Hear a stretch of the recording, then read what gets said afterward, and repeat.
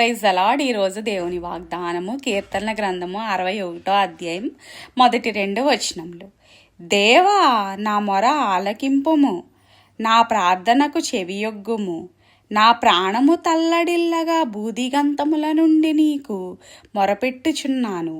నేను ఎక్కలేనంత ఎత్తైన కొండపైకి నన్ను ఎక్కించుము. దావీదు గారు ఈ విధంగా ప్రార్థన చేస్తున్నారు పరలోకమందున్న తండ్రికి.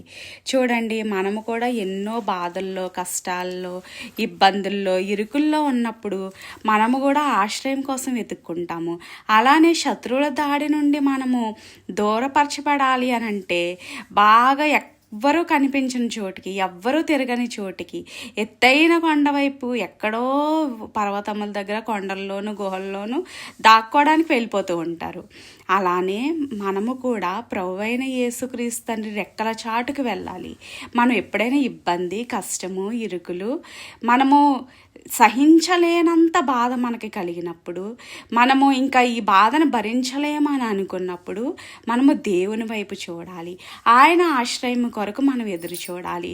ఆయనే మన ఆశ్రయము, మన కేడెము, మన దుర్గమై ఉన్నాడు, మన బలమై ఉన్నాడు, మన సురక్షితమైన రక్షకుడు ఆయన. ఆయన రెక్కల చాటున మనం భద్రపరచబడాలంటే ఆయన రెక్కల చాటుకు మనం వెళ్ళాలి. ఆయన ఆశ్రయాన్ని మనం కోరుకోవాలి.